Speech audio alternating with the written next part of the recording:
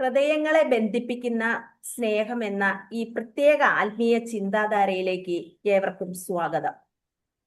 ഞാൻ സോവി കുര്യാച്ചൻ. ഇന്ന് നമ്മുടെ കുടുംബങ്ങളിൽ നമ്മൾ നേരിടുന്ന ഏറ്റവും വലിയൊരു പ്രതിസന്ധിയാണ് മാതാപിതാക്കളും മക്കളും തമ്മിലുള്ള ആത്മബന്ധത്തിന്റെ കുറവ്. ഒരേ മേൽക്കൂരയ്ക്ക് കീഴിൽ ജീവിക്കുമ്പോഴും മനസ്സുകൊണ്ട് അകന്നു പോകുന്ന തലമുറകൾ. വീടുകൾ ഇന്ന് വെറും കെട്ടിടങ്ങളായും കുടുംബാംഗങ്ങൾ ഒരേ വൈഫൈ നെറ്റ്വർക്ക് പങ്കിടുന്ന അപരിചിതരായി മാറിക്കൊണ്ടിരിക്കുന്നു. ഈ അവസ്ഥയെക്കുറിച്ച് സംസാരിക്കുവാനും ദൈവവചനത്തിന്റെ വെളിച്ചത്തിൽ പ്രായോഗികമായ മറുപടികൾ നൽകാനും ഇന്ന് നമ്മോടൊപ്പമുള്ളത് ബാല ശുശ്രൂഷ രംഗത്ത് വർഷങ്ങളുടെ പരിചയസമ്പത്തുള്ള ദിവ്യ ബാലകാശ്രമത്തിന്റെ സ്ഥാപകനും ന്യൂ ലൈഫ് ചിൽഡ്രൻസ് VBS ഡയറക്ടറും ക്രൈസ്തവ എഴുത്തുകാരനുമായ അബ്രഹാം പുറമടമാണ്. സാറിന് ഹൃദയപൂർവ്വം സ്വാഗതം. Thank you teacher. Praise the Lord. Teacher Sovi Kuriachan സിസ്റ്ററിനെല്ലാം നന്ദി അറിയിക്കാൻ ഇങ്ങനെ ഒരു നല്ല പ്രോഗ്രാമിൽ പങ്കെടുക്കാനുള്ള അവസരം ലഭിച്ചതിൽ ഒത്തിരി സന്തോഷം. ദൈവത്തിന് മഹത്വം. സാറേ, ഒരു അധ്യാപിക എന്ന നിലയിൽ ഞാൻ എല്ലാ ദിവസവും മനസ്സിലാക്കിക്കൊണ്ടിരിക്കുന്ന കാര്യമാണ് കുട്ടികളുടെ സ്വഭാവ രൂപീകരണത്തിൽ കുടുംബത്തിനുള്ള പങ്ക്. കുടുംബത്തിനുള്ള പങ്ക് ഏറെ പ്രാധാന്യമാണ്. എന്നാൽ ഇന്ന് മൊബൈൽ ഫോണിന്റെ അമിത ഉപയോഗം കാരണം മാതാപിതാക്കളും മക്കളും തമ്മിലുള്ള സംഭാഷണങ്ങൾ പോലും കുറഞ്ഞിരിക്കുന്നു. ഇതിനെ ഒരു എഴുത്തുകാരൻ എന്ന നിലയിലും ബാല ശുശ്രൂഷകൻ എന്ന നിലയിലും സാർ എങ്ങനെ കാണുന്നു? ടീച്ചർ പറഞ്ഞ അത് വളരെ പ്രസക്തമായ ഒരു കാര്യമാണ്. മൊബൈൽ ഫോൺ ഇന്ന് നമ്മുടെ കൈകളിലെ ഒരു ഉപകരണം അല്ല, മറിച്ച് നമ്മുടെ സമയത്തെയും ചിന്തകളെയും നിയന്ത്രിക്കുന്ന ഒന്നായത് മാറിക്കഴിഞ്ഞു. അപ്പോസ്തലനായ പൗലോസ് കൊരിന്ത്യർക്ക് ലേഖനം എഴുതുമ്പോൾ അദ്ദേഹം ഇങ്ങനെ പറഞ്ഞു: എല്ലാറ്റിനും എനിക്ക് അധികാരമുണ്ട്, എങ്കിലും ഒന്നും എന്നെ അടിമപ്പെടുത്തരുത്. അപ്പൊ മൊബൈൽ നമുക്ക് അടിമയാകരുത്. നാം മൊബൈലിന് അടിമയാകരുത്. ഇന്ന് കുട്ടികളാണെങ്കിലും മാതാപിതാക്കളാണെങ്കിലും മൊബൈലിന് അടിമയായിക്കൊണ്ടിരിക്കുകയാണ്. അപ്പൊ എല്ലാത്തിനും നമുക്ക് അധികാരമുണ്ട്, പക്ഷെ ഒന്ന് നമ്മെ അടിമപ്പെടുത്തരുതെന്ന് പൗലോസ് പറയുകയാണ്.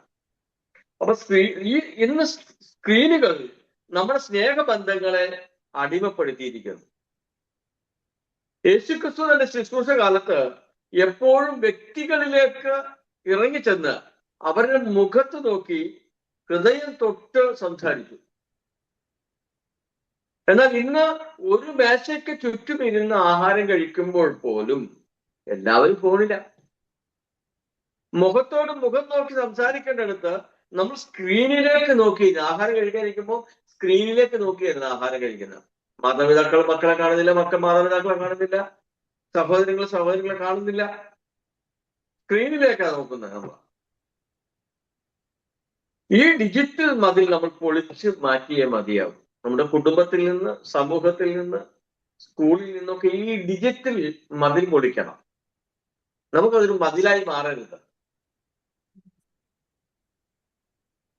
സാറ് പറഞ്ഞത് മുഖത്തോട് മുഖം നോക്കുക എന്നത് വലിയൊരു കാര്യമാണ്.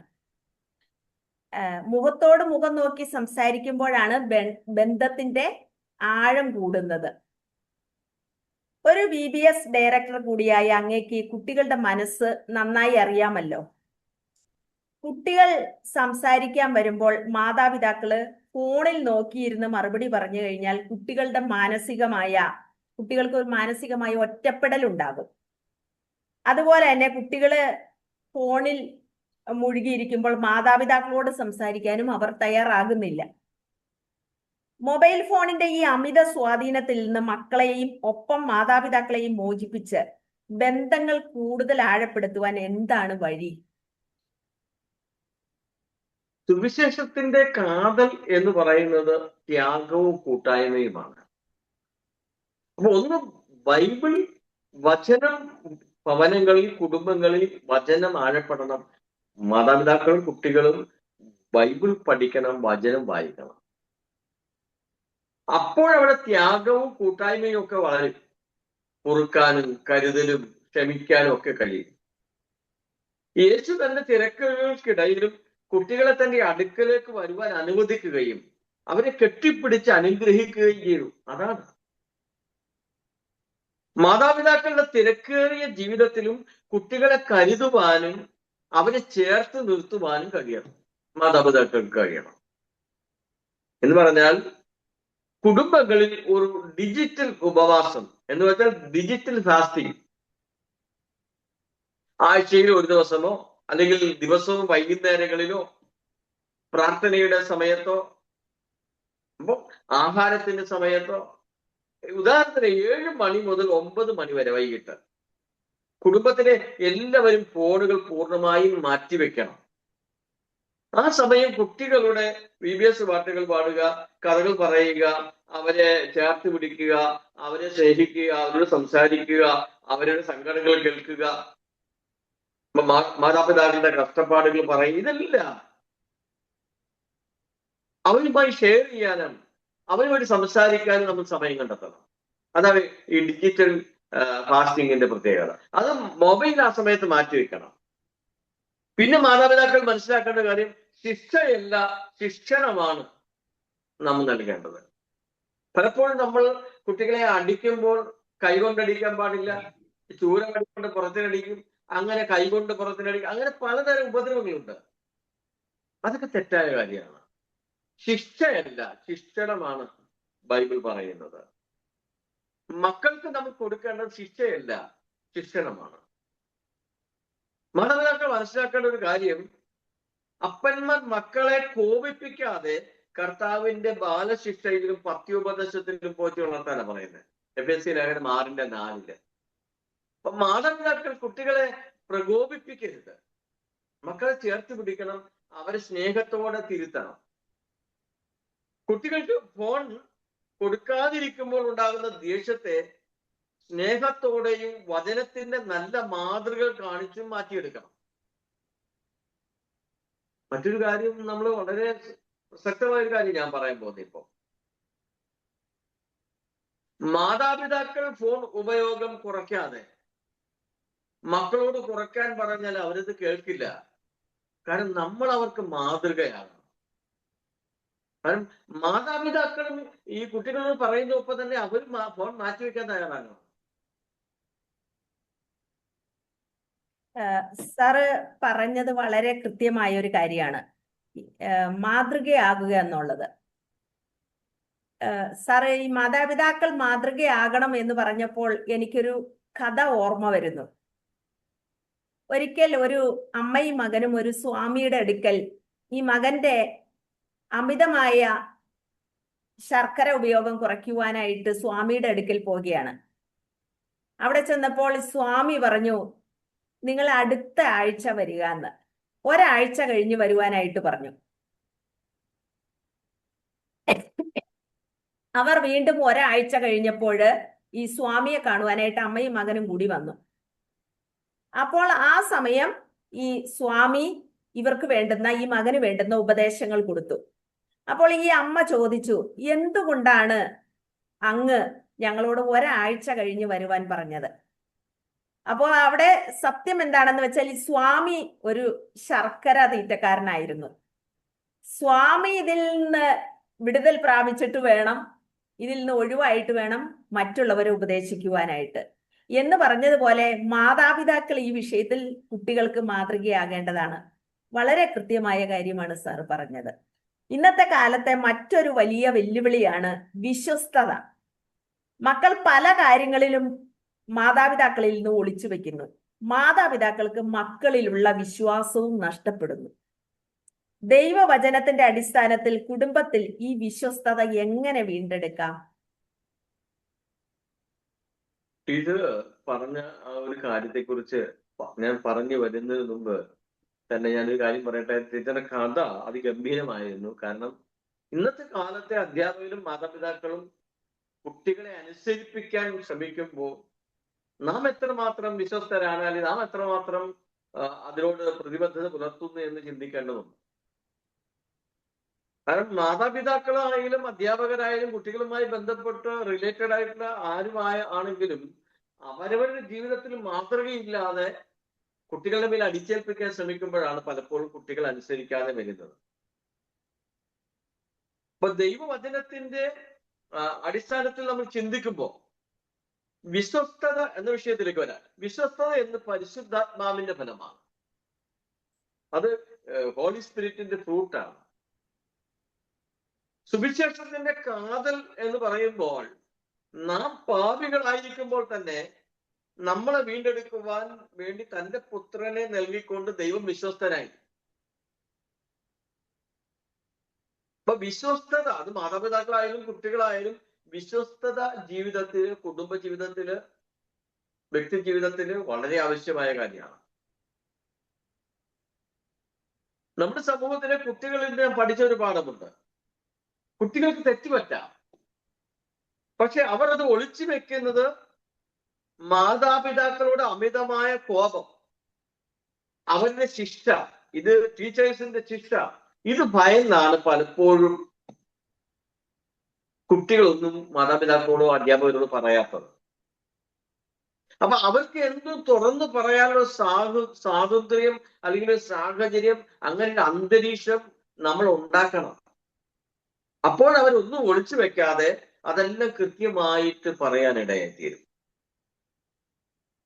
കാരണം മാതാപിതാക്കളുടെ കോപം, അധ്യാപകരുടെ കോപം, ഇതൊക്കെ കാണുമ്പോൾ കുട്ടികളിൽ ഭയം ഉണ്ടാക്കും, വെറുപ്പും ഭയവും. അപ്പൊ കുട്ടികളെ ചേർത്ത് പിടിക്കാനും അവർ സ്നേഹിക്കാനും കഴിയണം. ഇവിടെയാണ് ബൈബിളിന്റെ പ്രസക്തി. ഈ കാലഘട്ടത്തിൽ ഇങ്ങനെ സംഭവിക്കുക എന്ന് വിചാരിച്ചിട്ടാണോ? നൂറ്റാണ്ടുകൾക്ക് മുമ്പ് 2000 ചില വർഷങ്ങൾക്ക് മുമ്പ് ലൂക്കോസിന്റെ സുവിശേഷത്തില് 15-ാം അധ്യായത്തിൽ എഴുതി വെച്ചിരിക്കുക ഒരു അപ്പന്റെയും മോന്റെയും കഥ, ഉപമ.